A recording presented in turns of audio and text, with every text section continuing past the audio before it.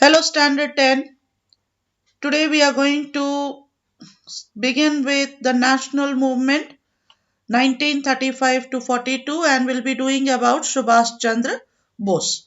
Okay, so as per the reduced syllabus, this is the reduced syllabus. You are going to study only the objectives of the forward block, objectives of the INA, and contributions of Subhash Chandra Bose. Only this three topics you will be studying for your ICSE examination. Okay, so Subhash Chandra Bose and his contribution. So before we begin with the objectives of the forward block, a brief introduction that there was a gap, there was a rift with Gandhiji, and there were so many reasons behind the rift. So Subhash Chandra Bose, he founded a separate party which was given the name Forward Bloc. So Forward Bloc was a party which was founded by Subhash Chandra Bose. Now, what were the chief objectives of the Forward Bloc? Okay, the chief objective you have to remember here that to organize all the progressive and the radical elements in the Congress under one head. So here Subhash Chandra Bose was he was the member of Indian National Congress. He left Indian National Congress and he founded a forward bloc. So here the supporters of Subhash Chandra Bose, they were called progressive and radical elements in the Congress. So he wanted to organize because he left the Indian National Congress. So here these radicals they were left alone. They were not there in the party. So here what he did, he wanted to organize all the progressive and the radical elements in the Congress under one head. So he founded a new party which was known as Forward Bloc.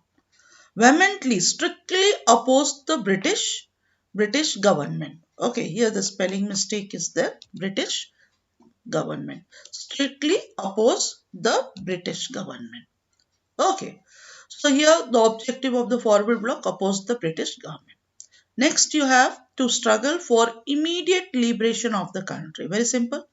Okay. Fight for the liberation of the country. Fourth, establish a socialistic society. He wanted to establish a socialistic society after achieving the independence. So these were the chief objectives of Indian National Congress. So which were the chief objectives of Indian National Congress? Here to organize all the progressive and radical elements in the Congress under one head, to vehemently oppose the British government, to struggle for immediate liberation of the country, establishing a socialistic society after achieving the independence. The next we have objectives of INA. Objectives of INA means the Indian National Congress. Okay, objectives of Indian National Army. I'm sorry, Indian National Army. As you know, Indian National Army was founded by Subhash Chandra Bose. He was the founder of the Indian National Army. So here, what were the objectives? Again, according to your syllabus, you are going to study about objectives of the INA. To organize an armed rebellion and to attack the British army with the modern arms. Okay, armed rebellion means those who revolted against the army who revolted against the British. Okay, and with the which what arms he wanted to use here? He wanted to use modern arms.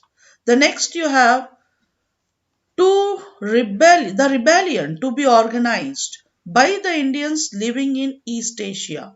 Okay, all the rebellions, all who revolted against the British, organized them, and they were where they were living. They were not living in India. They were living in East Asia to set up a provisional government of free India in order to mobilize the forces effectively. So what type of government?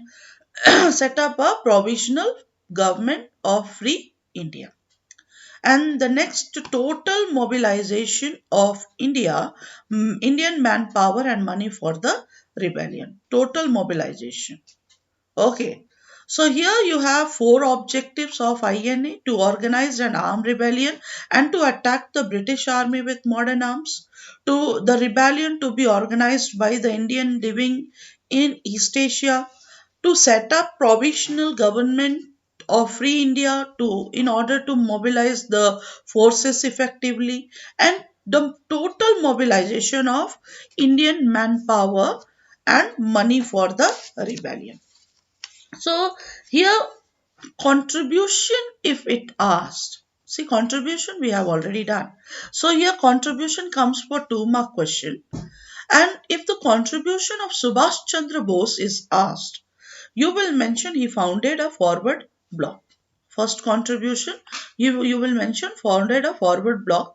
Second contribution, you will mention he was also a founder of Indian National Army. So two contribution you have to remember: founded forward bloc, and he was the founder of Indian National Army. So these two contribution you have to study here. So we ended this chapter. This chapter is finished. The next chapter you have chapter 10, the last phase, independence and partition of India. Now here in this also, okay, lot of things are reduced. You are going to study about Mountbatten Plan and its acceptance by the Congress. What was the Mountbatten? What were the clauses of Mountbatten?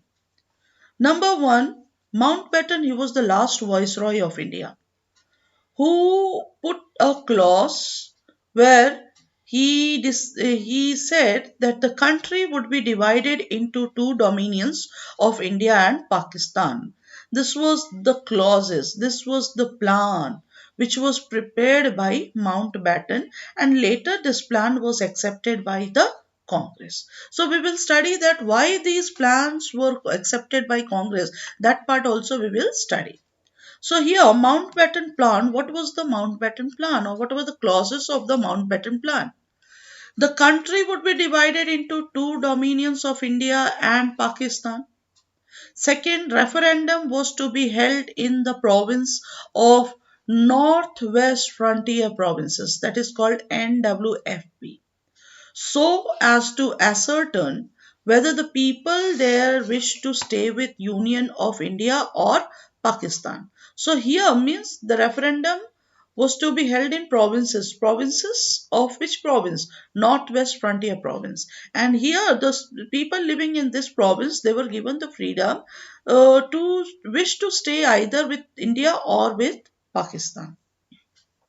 Second, the provinces of Assam, Bengal, and Punjab were also to be divided. Fourth, you have to remember that the state would have the option to join either of the two dominions of India or Pakistan. Here, the state, when we say, it's the princely states. Princely states who were indirectly under the British government, they were given the right to join any dominions, or either India or Pakistan. And the last, transfer of power was to be formalized on August 15, 1947. Okay, so this you have to remember the clauses of Mountbatten Plan. The next you have, what were the reasons for the acceptance of the Mountbatten Plan by the Congress? What were the reasons? Why Congress accepted the partition of Bengal, a partition of India? What was the reason they accepted Mountbatten Plan? Large scale violence and communal riots.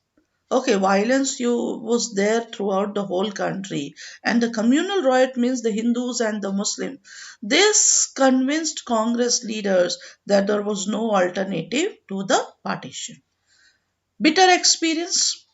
Okay, they had a bitter experience working with the Muslim League in the interim government. Okay, so here they convinced that the Congress leader any joint government with League would be an exercise in futility. Then India could not afford federation with a weak union government. So they wanted a strong and undivided India. So they decided it's better to have strong and undivided India, but weak India with divided India, but weak India with a weak center. Then next, further delaying in partition would have led to further continuation of the British rule. And the Congress leader were convinced that further delay in partition or transfer of power could lead to a civil war throughout India, and it could ill afford. So these are the things which you have to remember why Congress accepted Mountbatten plan. Okay, so please learn. I explained today uh, Subhash Chandra Bose forward block, objectives of the forward block. Then you studied about objectives of INA. Then you studied about the last phase, independence and partition of India, where you studied clauses of the Mountbatten Plan, and then you studied about reason for the acceptance of the Mountbatten Plan by the Congress. The remaining topic will be in the next class. This is the given ICC syllabus. Thank you.